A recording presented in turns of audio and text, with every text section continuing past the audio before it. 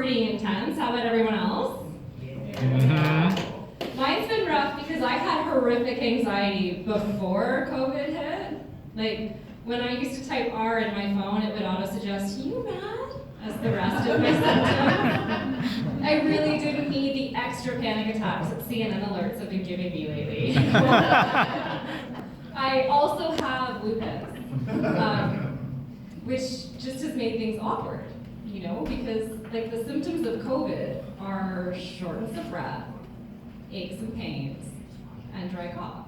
And the symptoms of having anxiety and lupus, and treating those things with weed, are shortness of breath, aches and pains, and dry cough, right?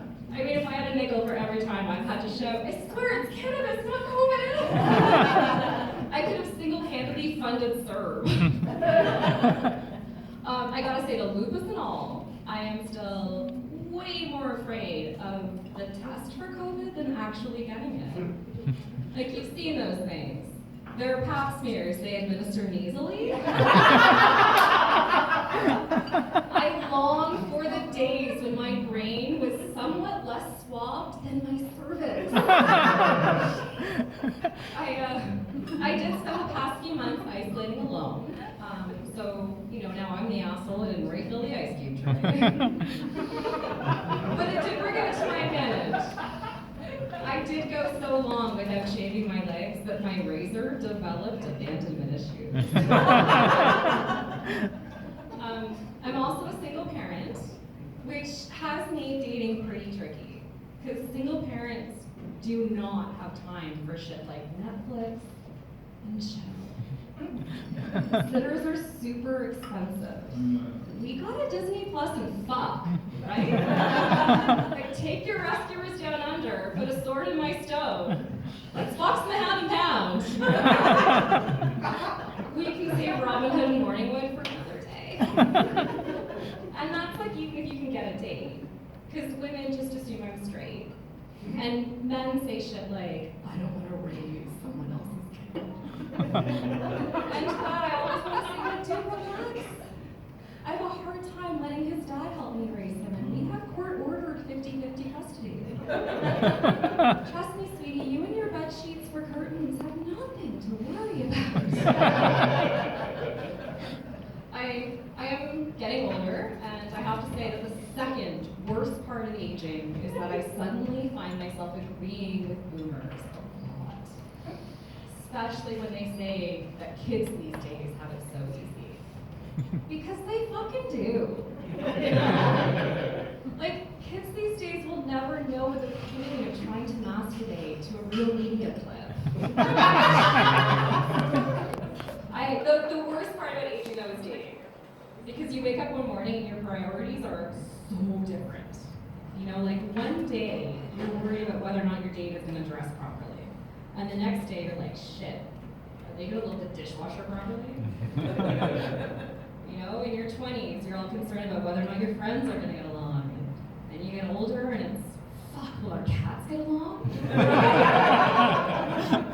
Like, you might be worried about your friends and your lifestyles and your careers being compatible.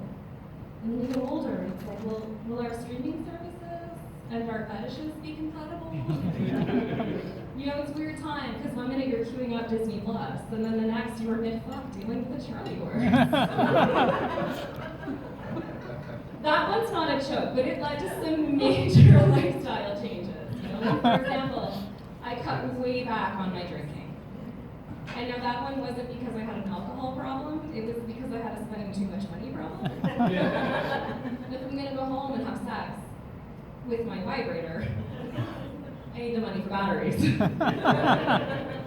I gotta say though, my whole goal in life is to find someone that my therapist would approve of.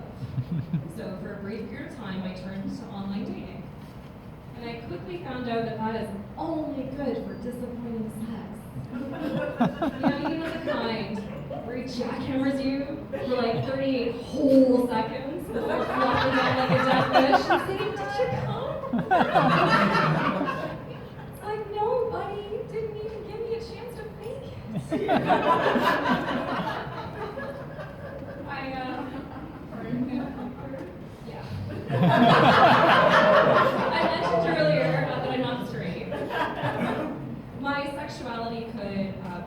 described as, I am open to being rejected by individuals of all genders. And speaking of rejection, my first online date was so bad that afterwards I literally Googled whether or not you have to be Catholic to join a nunnery. Turns out, by the way, you do. So God rejected me on that one. And it's not just Judeo-Christian beings. My last date with a woman started with her asking me how many men I had fucked. Which, yeah, was really awkward. Should have been a big red flag, you know, but I'm probably more bull than woman. So I ran head first into that one. And her vagina. Turns out she was a gold star lesbian, and now that's a woman who's only had sex with women. And I'm not. I'm more of a whore. So, you know, I had to go return the U-Haul. Guys, it was so embarrassing. I have to say though, I've always been about as good with women as I am at remembering to refill the ice cube tray. That's probably because all I do is jackhammer them for like 40 seconds. At least I give them a chance to come, right? Thank you guys, I'm Ashley.